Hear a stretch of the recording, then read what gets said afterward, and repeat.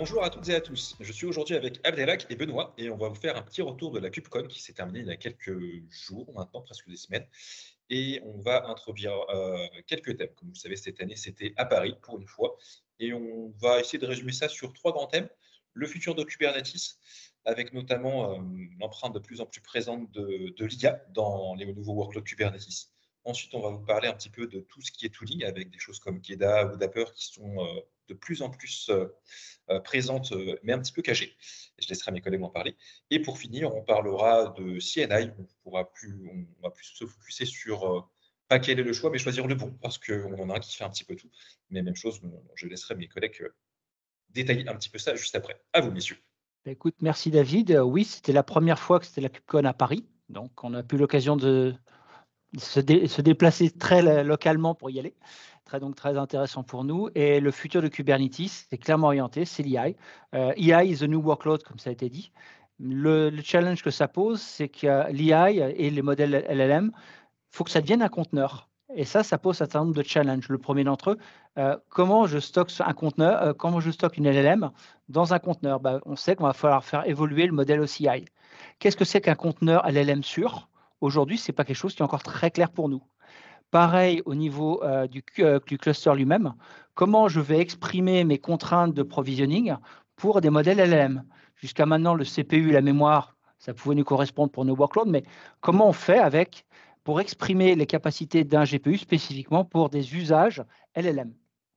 Enfin, il faut être capable de provisionner le workload sur le bon GPU. Ça, c'est les choses qu'on sait déjà faire, mais surtout de l'allouer au bon moment. Ça implique de travailler sur beaucoup d'initiatives, dont la capacité à allouer dynamiquement un GPU à un pod en particulier, donc à un LLM. Et c'est ce qu'on appelle l'initiative Dynamic Resource Allocation. Donc, on voit que côté Kubernetes, ça bouge beaucoup. Il y a une direction qui est très clairement donnée vers l'IA et la capacité à instancier n'importe quel modèle d'intelligence artificielle sur socle de conteneurs Kubernetes. Et on le voit ici, par exemple, avec Microsoft, qui s'est positionné avec le projet Kaito, qui vient justement poser tous ces building blocks pour dire je vous aide, vous, à hoster des workloads de type LLM, choisissez votre modèle, venez le consommer. L'aspect plomberie Kubernetes, on s'en occupe. Un sujet qu'on ne voit pas forcément souvent parce qu'il est sous-jacent, c'est les frameworks qu'on utilise autour de nos clusters Kubernetes. Dans Kubernetes, aujourd'hui, j'en ai deux qu'on connaît bien dans l'écosystème Microsoft. Ce sont Keda et Dapper. On ne s'en rend pas compte, mais ils sont présents partout. On les retrouve dans énormément de projets. Il y a énormément de collaborateurs actifs sur ces sujets-là et énormément d'intégrations qui permettent de très facilement l'intégrer à nos applications. On a pu le constater dans différentes sessions à la KubeCon. Et on voit une communauté qui est très active sur ces sujets-là et on voit beaucoup de sujets arriver, entre autres, par exemple, sur Dapper. Abdelhak, si tu peux nous en parler un petit peu. Yes, donc les nouveautés sur Dapper. Donc, comme vous le savez, Dapper fonctionne avec un mécanisme de sidecar. Donc, les sidecars, c'est des conteneurs qui viennent s'asseoir à côté de vos applications pour pouvoir intercepter le trafic et bien sûr rajouter des fonctionnalités. Le problème avec les sidecars, c'est que ça alourdit les clusters et dès que ça alourdit le cluster, donc il y a plus de consommation sur la partie ressources et bien sûr, ça complexifie un peu la gestion du monitoring. Donc avec la nouvelle option, c'est sidecarless Dapper, on peut déployer Dapper sans avoir besoin des sidecars. Donc là, on va passer vers un modèle de déploiement où des daemon sets. Donc les daemon sets, c'est des pods qui vont se trouver sur chaque nœud et grâce à cette, on va avoir les fonctionnalités de Dapper, mais sans avoir besoin de déployer notre sidecar. Autre nouveauté sur la partie sur l'outil Dapper, c'est le fait de pouvoir faire appel à un CA external. Donc on peut maintenant ne pas passer par des certificats auto-signés ou un route CA sur Dapper et faire appel à un CA qui est externe à Dapper pour pouvoir utiliser mes CA actuels. Donc je peux utiliser mon CA d'entreprise. Alors, c'est ton CA C'est bon pour d'entreprise vous? aussi, oui, mais tu as aussi la capacité d'utiliser des CA qui seraient fournis par des cloud providers, Azure, AWS ou un autre. Maintenant, côté KEDA, Kubernetes Event Driven Application, c'est là pour nous aider à scaler nos applications. Quelque chose qui était attendu depuis très longtemps, c'était un scaler spécifiquement pour HTTP qui nous permet de dire je fais un scale down to 0.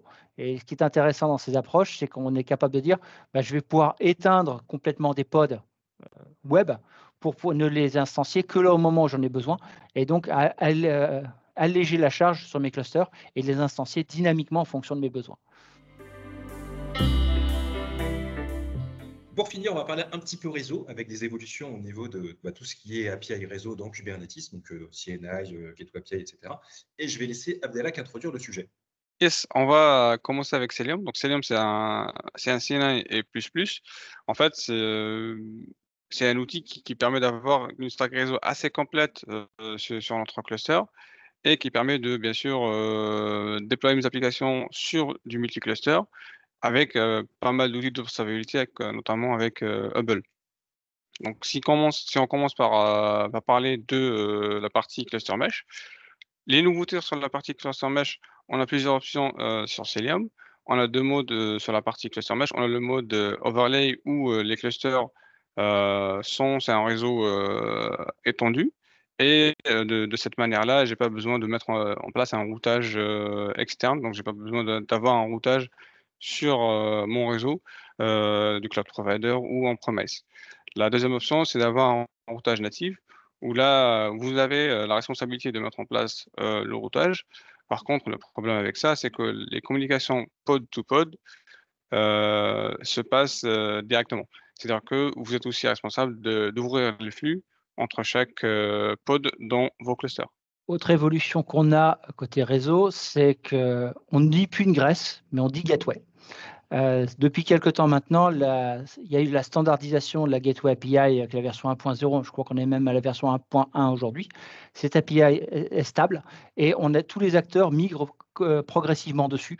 Cilium est l'un d'entre eux, mais il y en a aussi beaucoup d'autres. L'avantage, c'est qu'on a une norme unique d'intégration pour les aspects exposition de nos workloads. Et un point d'avancée majeur pour nous, c'est qu'avec cette nouvelle approche, on a enfin un effort sur la standardisation des tests end-to-end pour nous permettre d'arriver à démontrer que toutes les fonctionnalités sont bien implémentées de la même manière chez chacun des fournisseurs. Avant, il n'y en avait pas encore cette approche assez standardisée. C'était encore un peu jeune. Et on avait des différences de fonctionnement entre les différentes solutions d'ingress. Donc maintenant, on va avoir quelque chose qui sera, beaucoup plus stable et qui sera beaucoup plus fiable dans le temps. Ce qui est intéressant ici aussi, c'est que tous les acteurs se sont positionnés dessus, y compris l'un d'entre eux qui a décidé de changer de nom. Si tu peux nous en parler un petit peu, Abdelak. Yes, donc le projet Kubernetes Ingress Controller va changer de nom, qui est une bonne nouvelle pour pas mal de gens. Pourquoi? Parce que le Kubernetes Ingress Controller se base sur Nginx. Mais il y a aussi un autre Ingress Controller qui est Nginx Ingress Controller. Donc, dans la nouvelle version qui passe vers l'adoption de la Gateway API, le projet va changer de nom. D'ailleurs, je ne sais pas s'ils ont déjà décidé sur le nom, Benoît ou pas, mais le grand public, donc les consommateurs d'Ingress Controller Kubernetes, vont pouvoir décider sur ce nom. Actuellement, ce n'est pas encore décidé, c'est soumis au vote. Donc, c'est ouvert à la communauté. Et pour finir ce petit point sur les nouveautés Kubernetes, on va vous parler des petites choses en approche dans Azure Kubernetes Service, notamment avec un produit fait par Microsoft qui s'appelle Retina, qui va entrer en concurrence directe avec ce dont on parlait juste avant, la partie CNI de Cilium avec son composant Hubble, qui est un outil d'observabilité, puisque CNI, le Hubble de Cilium s'appuie sur eBPF, c'est-à-dire les Extended Berkeley Packet Filter, qui permet d'avoir une meilleure intégration des composants sécurisés dans Kubernetes. Retina devient open source et s'appuie également sur eBPF, donc devient un concurrent direct de cette solution de monitoring dans Kubernetes. Et pour la suite, messieurs, je vous laisse me dire ce qui vous intéresse, ce qui vous a le plus marqué dans les nouveautés. Alors, ce qui m'a marqué, moi, c'est 2 sujets. Le premier, c'était l'intégration du projet Carpenter sous le nom chez Microsoft de AKS Node Auto Provisioning. L'idée derrière, c'est plus de se dire je vais sizer mes nodes par rapport à mes besoins. C'est l'inverse. Cette fois-ci, Kubernetes va s'apercevoir qu'il y a un besoin exprimé, qu'il n'est pas capable de résoudre à l'instant T, et va en déduire les besoins CPU mémoire nécessaires pour faire tourner le déploiement qu'on veut déployer et provisionner là où les instances de machines virtuelles, cette fois-ci, pour instancier le composant correct sur le bon nœud. Et l'idée, c'est d'arriver à faire en sorte d'avoir finement la bonne l'association entre le bon compute par rapport au bon nœud. C'est un projet qui est en train d'arriver, qui est actuellement encore en preview, mais qui va être très utile, par exemple, pour les scénarios IA dont on a parlé tout à l'heure. Et le deuxième sujet qui est en approche, puisqu'il est maintenant GA, c'est AKS Cost Analysis Add-on, puisque c'est officiellement maintenant disponible en tant qu'add-on dans Kubernetes. Techniquement, c'est basé sur le projet OpenCost qui a été mené avec KubeCost et Microsoft pour fournir enfin de la véritable télémétrie qui soit utilisable pour produire de la refacturation de l'usage de nos clusters Kubernetes au sein de nos différents consommateurs. Le challenge qu'on a avec Kubernetes, c'est qu'on veut justement faire en sorte que l'on ait N consommateurs qui soient utilisés sur un même cluster. Problème, quelles vont être mes métriques que je vais utiliser pour faire cette refacturation? Ça ne peut pas être au nombre de pods, ça ne peut pas être au nombre de nodes utilisés. Il faut que ce soit beaucoup plus fin que ça. Donc, il faut prendre en compte la mesure des usages CPU, mémoire et autres critères pour arriver à dire finement dans le temps, tout le mois, quelle était la consommation spécifique de chacun de mes consommateurs pour faire une refacturation en tenant compte du pricing propre aux consommateurs au sens azur du terme. Ça, c'est les deux grandes nouveautés qui, moi, m'ont intéressé particulièrement des feedbacks de Microsoft pendant la KubeCon. Et toi, Abdelak? Ce qui m'a marqué le plus, c'est l'arrivée du cluster isolé AKS. C'est-à-dire que vous pouvez maintenant déployer un cluster AKS isolé d'Internet.